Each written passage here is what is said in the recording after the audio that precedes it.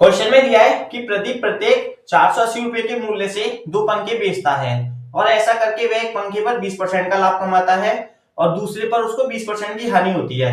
कुल मिलाकर उसको कितनी हानि हुई? हमसे रुपए में हानि पूछी है। परसेंट में पूछते तो डायरेक्ट आंसर आ जाता। अब देखिए, दोनों को उसने एक को बेचा है 20% के लाभ पर और दूसरे को 20% की हानि पर। सबसे पहले 20% का फ्रैक्शन बनाएंगे। कितना होता है? 1/5।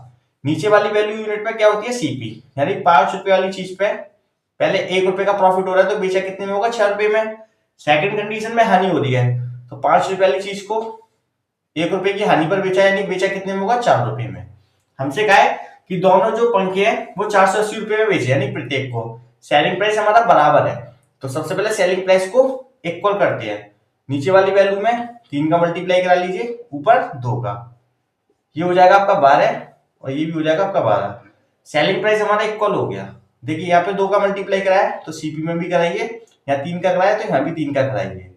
तो सीपी हमारा कितना हो जाएगा? 5 दूनी 10 और 3 पंजे 15, यानी टोटल सीपी हो जाएगा हमारा 25 और टोटल सेलिंग प्राइस कितना हो जाएगा? 12 दूनी 24।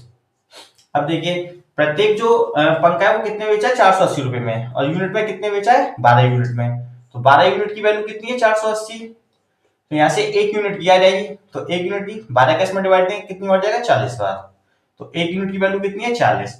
हमसे पूछा टोटल हानि बतानी है। 25 रुपए वाली चीज को हमने 24 में बेच दिया है तो यूनिट में हमको हानि कितनी की हुई है? 1 यूनिट की। और यहाँ पे 1 यूनिट की वैल्यू हमने कितनी निकाली थी? 40। तो 1 का मल्टीप्लाई कराएंगे तो टोटल हानि हमें कितनी की हुई है? 40 रुपए की।